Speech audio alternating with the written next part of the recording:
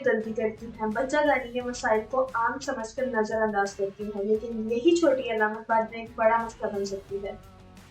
अगर किसी खवातीन के यूट्रस यानी बच्चादानी में इन्फेक्शन होना शुरू हो जाए या पानी की थैलियाँ बनना शुरू हो जाए, तो जिस्म पहले ही वार्निंग देना शुरू कर देता है। ज़रूरत इस बात की होती है कि इन इशारों को वक्त पर समझ लिया जाए। सोचें, अगर बार-बार आपके पेट के निचले हिस्से में दर्द हो, कमर टूटती हुई महसूस हो या पीरियड्स बेतरतीब हो जाएं, अगर पानी ज़्यादा आने लगे, तो ये सिर्फ कमज़ोरी नहीं, अमूमन इसमें ये अलामत हो सकती हैं: पेट के निचले हिस्से में दर्द या खिंचाव महसूस होना, कमर दर्द, सफ़ेद पानी आना या बदबू वाला डिस्चार्ज, पीरियड्स का आगे पीछे होना, कमज़ोरी महसूस होना, पेट का फूला हुआ महसूस होना। बाज़ ख़वातीन को बार-बार पेशाब आता है।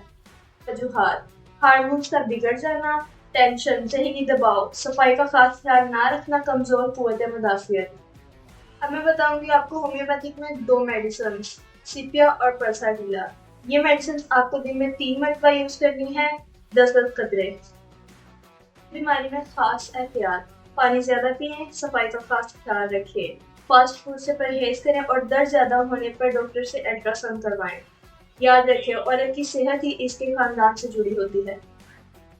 मज़ीद ऐसी इन्फॉर्मेटिव वीडियोस देखने के लिए हमारे चैनल को सब्सक्राइब करें। वीडियो अच्छी लगी हो तो कमेंट करें, लाइक करना मत भूलें। अल्लाह हाफिज़।